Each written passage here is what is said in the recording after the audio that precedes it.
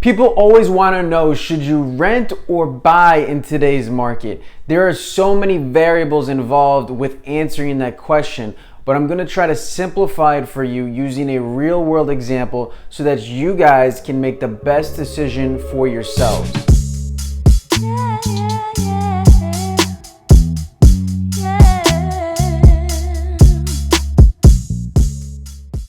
Okay, so before we start the analysis, I want you guys to understand a few things. Currently, the US median home price sits around $437,000 for a single family home.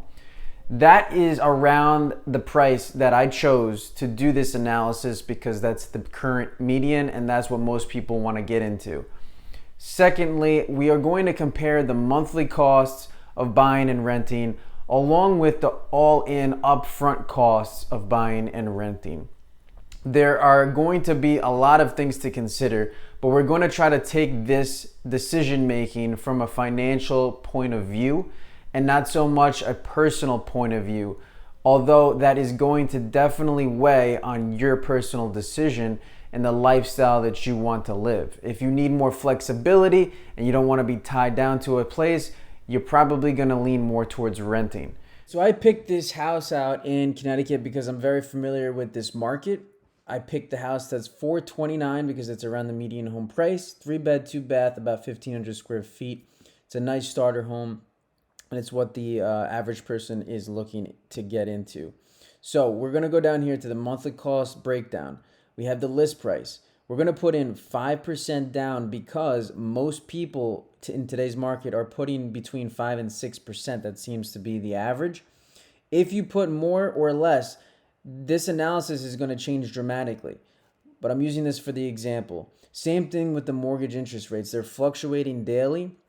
Today, they're probably higher than 7%, but I'm going to use 7% just for example's sake. The mortgage insurance, we're just going to uncheck this and not include it because they have a huge amount of money here, $258 a month included for that. And it's going to be more like $50 to $100 a month. So we're going to go down here and plug in $50 a month, and we're going to include it in the payment. And that's actually going to be for our mortgage insurance right there. Property taxes, I have in about $5,700 a year in this area. And then the home insurance, I've adjusted to about $1,500 a year or $125 a month. That's about right for this size house. So all in all, we end up with a monthly cost of $3,369 a month to buy this house at 5% down with today's mortgage interest rates. Now, how much would it cost to rent the house out that's almost exactly like this? It would be about $3,200 a month, give or take. So let's compare the two now. So first, we're going to start with a monthly cost comparison. So if we buy that property, we saw that our monthly cost was going to be $3,369 a month. We are going to also add utilities because that wasn't including any. On average, I'm going to say about $350 for a home, and that's going to come out to our total monthly cost of $3,719 to buy that house. Now, if we wanted to rent that same house, it would rent for about $3,200 a month, and I know that because I know the market and what houses could rent for in that market, but I've also done research on Zillow and I looked to see what was currently on the market, and I found a house that was very similar for about $3,200 a month. Now, a lot of these rentals in today's market do not include utilities, so the tenant will also have to pay all the utilities on top of the rental amount, which is going to equate to a total of $3,550. Now, if you take the difference between buying and renting, it comes out to $169 a month. So it's actually $169 a month cheaper to rent than it is to buy in this scenario. Now let's compare the upfront costs. There's going to be a lot more with buying, right? The down payment's 5% of the purchase price, which is $21,450. Plus the closing costs in the state of Connecticut in that area, I know it well, so I'm saying it's around $12,000, but you can use 2% of the loan amount as a general rule of thumb for closing costs. So you add that together, that gives you $33,450 to get into that property. Now, if you want to rent that same type of property, you're going to have to pay first month's rent, $3,200, a security deposit, which is usually equivalent to a month rent, another $3,200, and then the broker fee if you use an agent, they're usually 50% of the month's rent, which is $1,600.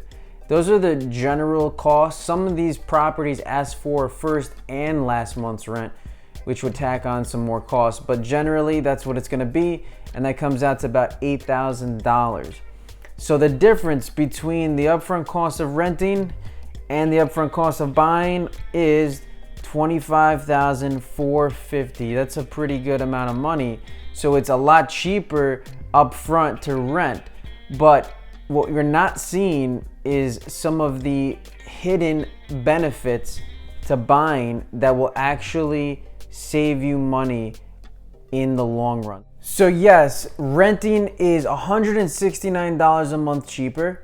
It is $25,000 less upfront, and it has more flexibility. There are great pros. But what about buying? These are the hidden benefits that you do not see. There is a principal paydown, which means part of your mortgage payment is going towards reducing your debt, and that is equivalent to starting at $334 a month.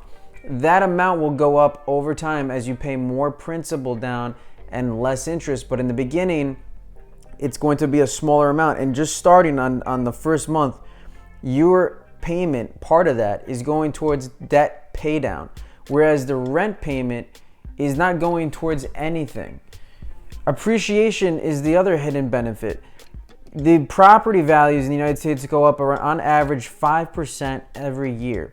That means after 1 year of a 5% appreciation rate, your property value would have went up $21,450. That is equivalent to what you put down on the property to get into it. So you would have already made up all of that money you put into the property after the first year. So now you need to really compare these things, because this is starting to look a lot better with appreciation and principal paydown, but even more so over a longer period of time. So what am I really saying here? I'm saying that if you're going to rent, it makes sense if you're going to only be there for a year, maybe 2 years. But if you're going to buy, it makes sense if you're there for at least 3 years. The reason I say that is because you give yourself time for the home value to appreciate, to recoup your down payment, and principal pay down. It works in your favor with more time. Now, renting is great in the short term, but I think long term you need to look at buying as a better option. If you're going to become an investor in the future or a landlord, it is almost always better to buy, because you are owning property, building equity, and you can live in it for a year, move out, and get a tenant and put that tenant in the property. That's the same thing as renting, except instead of wasting your money on rent, you're now building a portfolio for yourself in the future. Ultimately, the decision comes down to if you can afford the monthly payment and how long you see yourself living in that property for. Those two questions are the most important. Try not to focus so much on the interest rates, because you can always refinance. Focus on the monthly payment and your lifestyle goals. Those two things will help you make the decision with this analysis, and keep in mind that buying this house was based on a 5% down payment. So run those numbers on your property and do a similar analysis. Thank you for your time and attention today. If you have any questions, please leave it in the comments down below. Otherwise, have a great day, and remember to keep going, keep learning, and keep grinding.